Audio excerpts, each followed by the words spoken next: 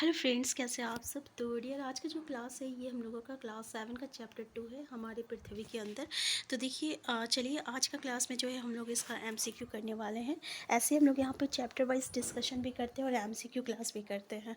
तो हमारा chapter wise discussion जो है आपका क्लास 6 का जो है अभी 7-8 चैप्टर हो चुका है।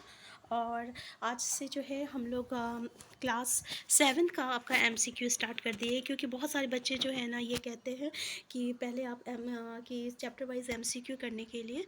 तो चैप्टर 1 का भी हो गया, उसका लिंक आपको डिस्क्रिप्शन बॉक्स में मिल जाएगा। तो देखिए, क्लास 6 और क्लास 6 वाली जो चैप्टर रहेगी, क्लासेस रहेगी ना, तो उसमें क्लास 6 का जितना भी चैप्टर रहेगा उसका एमसीक्यू आपको मिल जाएगा, ठीक है। और डिस्कशन वाला क्लास में आपको डिस्कशन मिल जाएगा। और यहाँ से 7 का स्टार्ट हो रहा है, ये चैप्टर 2 है, चैप्टर 1 हो चुका है। तो आपको क्लास 7 का जितना क्लासेस रहेगा आपको इसके डिस्क्रिप्शन बॉक्स में मिल जाएगा इसका लिंक।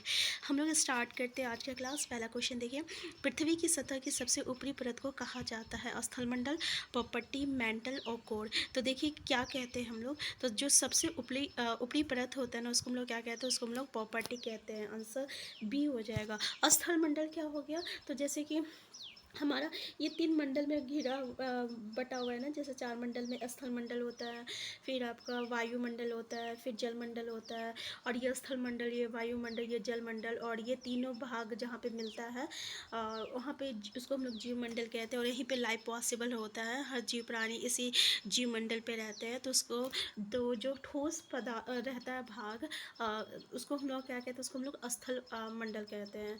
प्रॉपर्टी जो रहता है ना, ये आपका पृथ्वी का जो ऊपरी परत होता है उसको हम लोग प्रॉपर्टी कहते हैं। ये प्याज के छिलके जैसे होते हैं, जैसे हम लोग प्याज लेते हैं ना, तो ऊपर की जो पिंक वाला लेयर रहता है जो फट से हट जाता है ना, उसी की तरह जैसे है ये आपका प्रॉपर्टी भी रहता है, बहुत ही पतला रहता है। हम लोग कह सकते हैं कि पूरा पृथ्वी का 1% जो रहता है ना, बस वही प्रॉपर्टी रहती है। फिर उसका जो अंदर वाला ये हो गया प्रॉपर्टी, फिर उसका अंदर वाला जो पार्ट होती है ना, इसको हम लोग मेंटल कहते हैं, और जो सबसे अंदर रहता है उसको हम लोग कोर कहते हैं।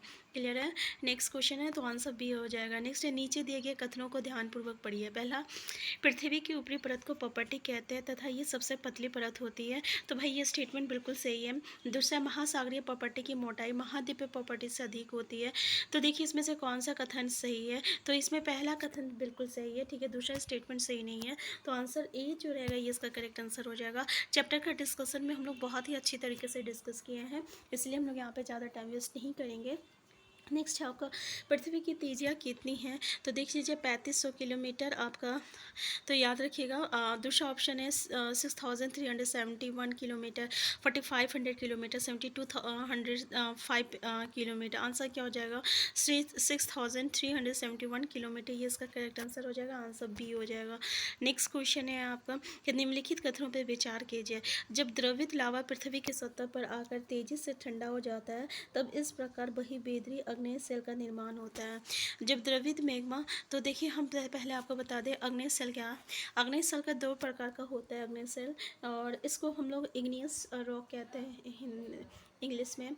तो ये 2 तरह का होता है, एक एक्सटर्नल इग्नियस होता है और एक इंटरनल इग्नियस होता है। मतलब एक होता है आपका अंतर्भेदी होता है और एक बहिर्वेदीय होता है, ठीक है। तो क्या होता है ना, जब लावा ज्वालामुखी फटता है तो वो जो लावा होती है ना, जिसको हम लोग मैग्मा कहते हैं या द्रवित लावा, वो ज़मीन से जो है अंदर से बाहर की ओर निकलता है और आके बाहर जो रहता है वो ठंडा हो जाता है, तब वो जो है बहिर्वेदीय अग्नेय सेल कहलाता है।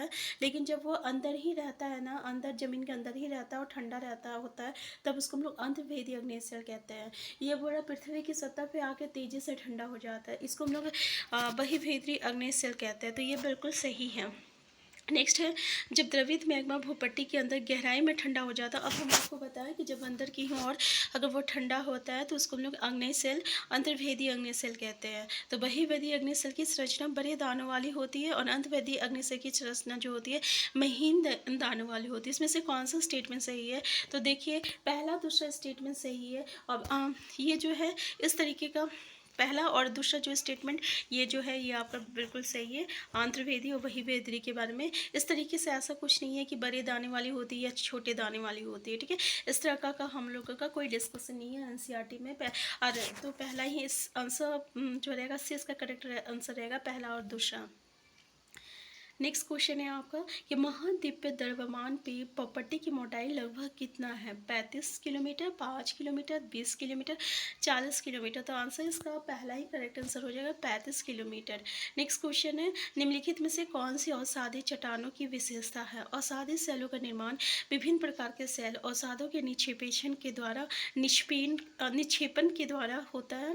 इन सेलों में जीवाश्म होने की कोई संभावना नहीं होती। देखिए ये जो स्टेटमेंट जो है ये गलत है। इसमें क्या होता है ना कि जो असादी सेल होती है ना वो जब एक के ऊपर एक ऊपर एक इस तरीके से आता है तो उसमें बहुत सारे जीवाश्म होता है जिसको हम लोग कोडल कहते हैं, ठीक है ना, जो कि इसके नीचे दबता चला जाता है। इसलिए इसमें बोल रहा है संभावना नहीं है, जबकि संभावना रहता है, जीवाश्म रहता है। इसलिए दूसरा स्टेटमेंट जो रहेगा ये आपका गलत हो जाएगा और इसमें ये सेल अपेक्षाकृत कम कठोर होती है। तो बिल्कुल सही आंसर सी इसका करेक्ट आंसर हो जाएगा, ठीक है। दूसरा स्टेटमेंट गलत है क्योंकि इसमें जीवाश्म रहता है, ये बोला जीवाश्म की कोई संभावना नहीं है, तो ये स्टेटमेंट गलत है। नेक्स्ट है महासागर की प्रॉपर्टी में मुख्य रूप से डैश और डैश की बनी होती है, silica, alumina, silica, magnesium, iron और निकल, इनमें से सभी। तो जो महासागर की जो प्रॉपर्टी होती है वो सिलिका और मैग्नीशियम से के बने, इसको हम लोग सीमे कहते हैं। सीमे मतलब स से हो गया सिलिका और में से हो गया मैग्नीशियम हो गया, तो इसको सिलिका और मैग्नीशियम से बना रहता महासागरीय का प्रॉपर्टी। नेक्स्ट है सबसे आंतरिक परत को डैश के रूप में जाना जाता है। तो आंतरिक परत हम आपको बताया था ना पहले ही कि ये प्याज की जैसी होती है। सबसे ऊपर वाला जो प्रॉपर्टी होती है ना इसको हम लोग ऊपर वाला जो लेयर होता है जो पिंक लेयर जैसे प्याज में होती है इसको हम लोग प्रॉपर्टी कहते हैं। फिर उसके अंदर वाली जो लेयर होती है उसको हम लोग मेंटल कहते हैं और सबसे अंदर जो रहता है उसको कॉट कहते हैं। तो आंतरिक परत को क्या कहला जाएगा? आंसर सी हो जाएगा आपका, क्रोड हो जाएगा। नेक्स्ट है पृथ्वी के कुल आयतन में सबसे अधिक हिस्सा किस परत का है? कोट का, प्रॉपर्टी का, मेंटल का, तीनों परत का। तो पहला तो सबसे कम होता है, सबसे ज़्यादा आपका मेंटल होती है, सी होगा, ठीक है। नेक्स्ट ये आपका समुद्र तल पर प्रॉपर्टी की मोटाई लगभग कितनी है? 35 तो समुद्र तल पर जो होता है ये आपका 5 किलोमीटर की होती है। नेक्स्ट है कि क्रूड मुख्य रूप से डैश और डैश से बना है, सिलिका और एल्यूमिना, सिलिका और मैग्नीशियम, लोहा और निकल।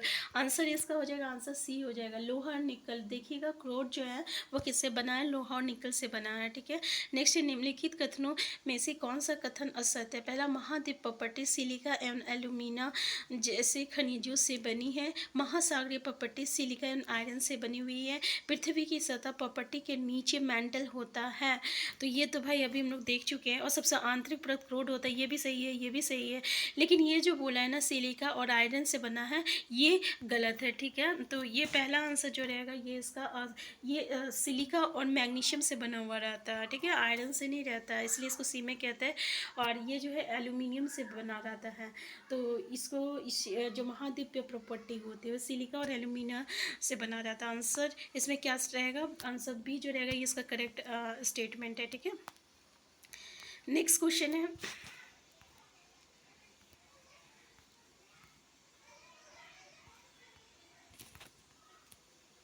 देखिए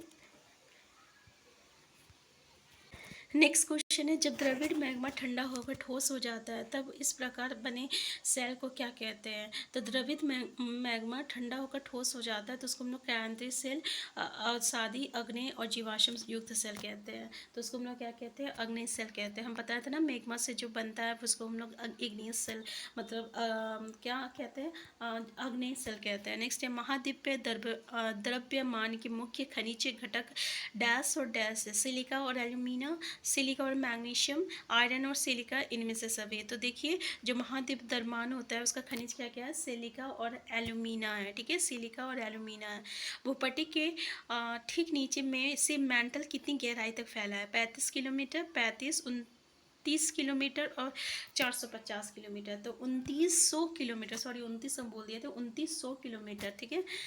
2900 किलोमीटर जो है भूपट्टी के नीचे ठीक नीचे से मेंटल जो है ये आपका इतना किलोमीटर तक फैला हुआ है। नेक्स्ट है क्रोध की तीजिया लगभग डैश है, तो कितना है?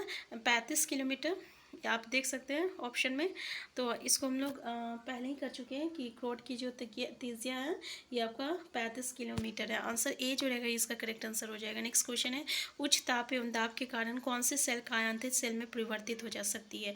अग्नेय सेल और सादी सेल। तो देखिए अग्नेय सेल और सादी सेल जो है ना, दोनों जब उच्च ताप और दाब पड़ता है तो ये सब जो है ना, ये आपका कायांतित सेल में परिवर्तित हो जाती है। आंसर सी इसका करेक्ट आंसर हो जाएगा। तो देखिए इस चैप्टर से रिलेटेड ना आपका बस यही सब क्वेश्चन है, जो कि चैप्टर बहुत छोटा है। जितने भी इम्पोर्टेंट क्वेश्चन है ना वो सब हम लोग इस MCQ में डिस्कस कर चुके हैं।